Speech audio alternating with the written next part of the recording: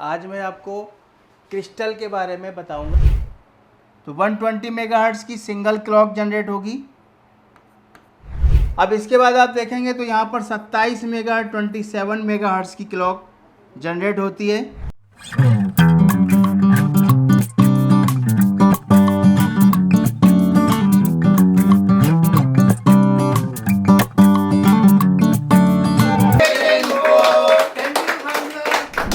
Hello friends, AK info YouTube channel पे आपका स्वागत है। और आज मैं आपको क्रिस्टल के बारे में बताऊंगा कि क्रिस्टल लैपटॉप में जो यूज़ होते हैं वो कितने मेगाहर्ट्ज़ के और कितने किलोहर्ट्ज़ के अलग अलग क्रिस्टल का यूज़ किया जाता है। और फिर उन क्रिस्टलों से जो क्लॉक फ्रीक्वेंसी जो जनरेट होती है, अलग अलग फ्रीक्वेंसी जनरेट होती है। तो अलग अलग फ्रीक्वेंसी कितनी फ्रीक्वेंसी कहाँ कहाँ पहुँचती है, तो आज हम उसके बारे में बताएंगे आपको। तो सबसे पहले तो हम आते हैं, देखते हैं यहाँ पर सबसे पहले क्रिस्टल। तो सबसे पहले आप जाएंगे तो RTC क्रिस्टल सबसे पहले आता है। तो ये RTC जो क्रिस्टल है 32.768 किलोहर्ट्ज़ फ्रीक्वेंसी ये क्रिस्टल होता है। और ये क्रिस्टल हर लैपटॉप में, हर डेस्कटॉप में आपको मिलेगा।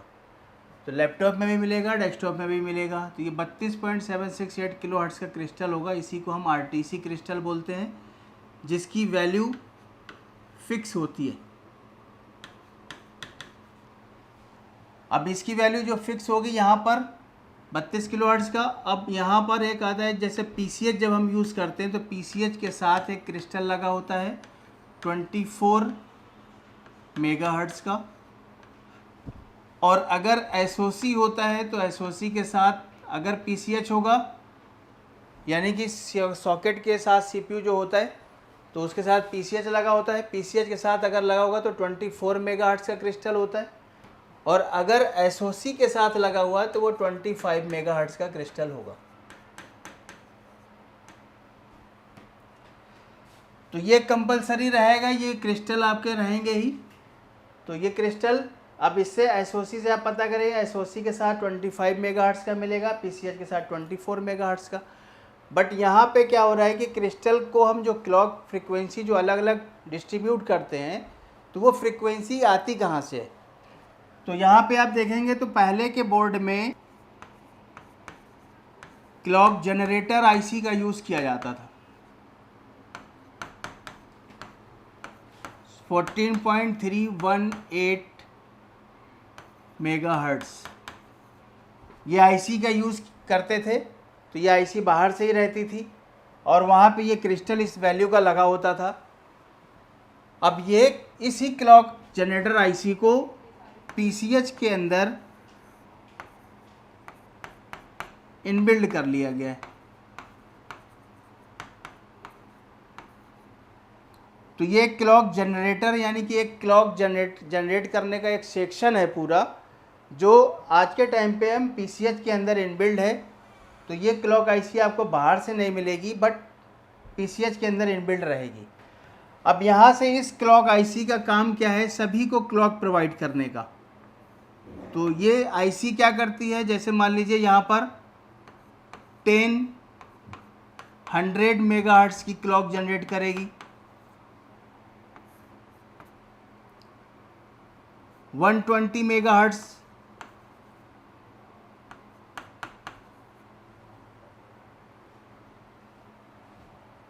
तो 120 मेगाहर्ट्ज़ की सिंगल क्लॉक जनरेट होगी।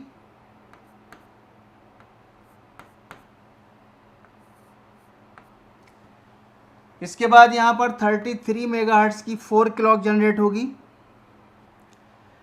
तो ये अलग अलग फ्रीक्वेंसी जो जनरेट हो रही है। इसके बाद यहाँ पर देखेंगे आप तो 24 मेगाहर्ट्ज़ की क्लॉक एक और जनरेट होगी।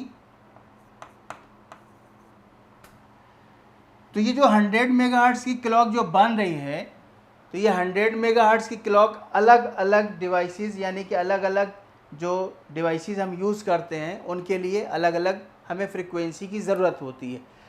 तो ये जो रिक्वायरमेंट है फ्रीक्वेंसी की, वो अलग अलग क्लॉक प्रोवाइड की जाती है हर डिवाइस को।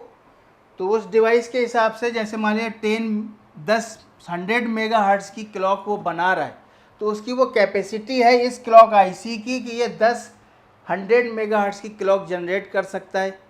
अब वो आगे हमें 100 मेगाहर्ट्ज़ का ये मतलब नहीं है कि 10 अगर क्लॉक बन रही है तो 10 डिवाइसेस लगी होंगी।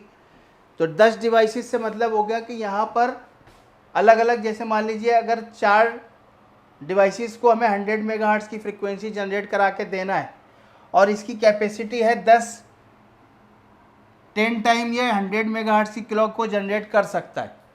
तो वहाँ पर क्या होगा कि ये जो 100 मेगाहर्ट्ज़ की क्लॉक बन रही है, इस क्लॉक को हम 4 जगह, मान लीजिए यहाँ पर USB 3.0 है तो 3.0 की अलग क्लॉक होगी।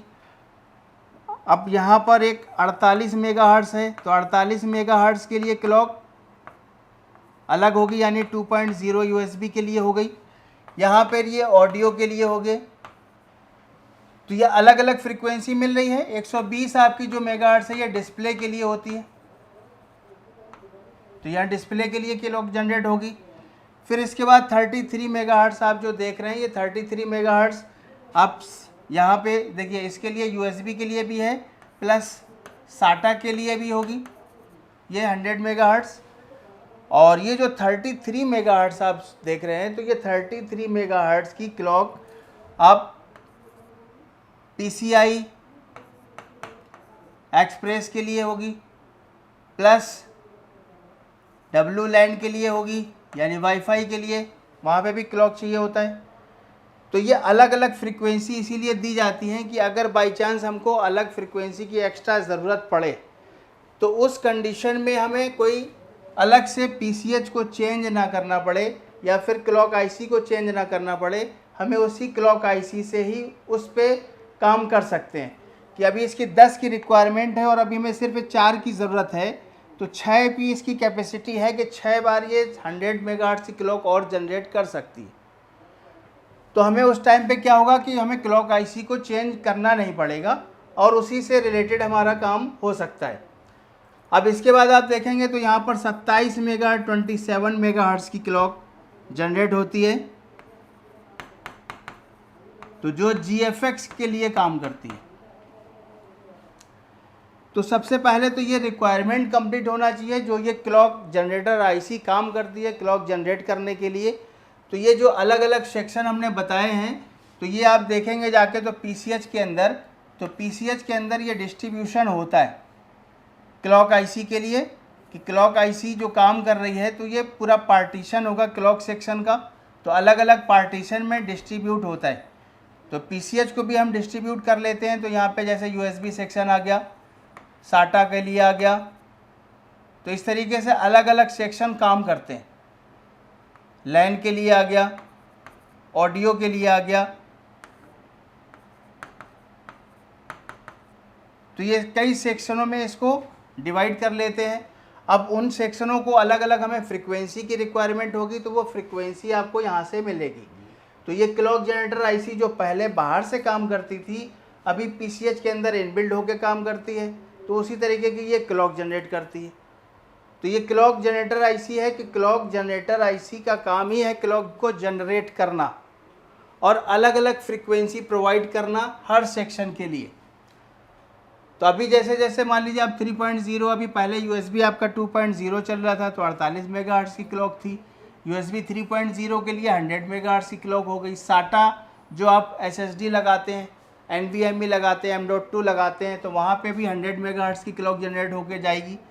डिस्प्ले के लिए 120 मेगाहर्ट्ज़ की क्लॉक होती है। तो ये अलग अलग जो फ्रीक्वेंसी है, अगर हमें इस फ्रीक्वेंसी के बारे में पता है तो हम DSO मशीन के थ्रू इन फ्रीक्वेंसी को चेक कर सकते हैं कि कहाँ पर क्लॉक मिल रहा है हमको प्रॉपर और कहाँ पर नहीं मिल रहा है। तो क्रिस्टल, ये जो आपको हमने क्रिस्टल बताया, तो क्रिस्टल ये तो आपको मिलेंगे ही, ये 3 RTC क्रिस्टल, और ये जो 24 मेगाहर्ट्ज़ का सिंगल अगर PCH लगा होगा तो 24 मेगाहर्ट्ज़ का, यानी सॉकेट वाला CPU होगा इसके साथ। अगर इनबिल्ट CPU आ गया, SOC जिसे बोलते हैं, तो वहाँ पे 25 मेगाहर्ट्ज़ का क्रिस्टल होगा। तो ये क्रिस्टल की वैल्यू तो फिक्स है, ये तो रहेगी ही। उसके साथ साथ भी हमें क्लॉक की ज़रूरत पड़ती है, तो वही क्लॉक IC के जनरेटर के बारे में आज मैं बताया था आपको कि ये क्लॉक अलग अलग प्रोवाइड करती है। तो क्लॉक IC तो एक ही होती है, वैल्यू इतनी होती है, बट अलग अलग डिफरेंट वैल्यू की ये फ्रीक्वेंसी को जनरेट करती है, जिससे हमारा सिस्टम कंप्लीट तरीके से काम करता है। तो अगर क्लॉक जनरेटर आईसी क्लॉक नहीं जनरेट करेगी तो उस कंडीशन में क्या होगा कि आपका जो भी सेक्शन है वो एक्टिव नहीं होगा वर्किंग के लिए, और जिससे डिस्प्ले नहीं मिलेगा। यानी क्लॉक से आपका जो लैपटॉप है वो ऑन तो होगा बट नो डिस्प्ले की प्रॉब्लम आएगी, क्योंकि वो जो सेक्शन पे क्लॉक जा रही है वो सेक्शन एक्टिव नहीं हो रहा वर्किंग के लिए, उसकी वजह से ये सेक्शन आपका वर्क नहीं करेगा।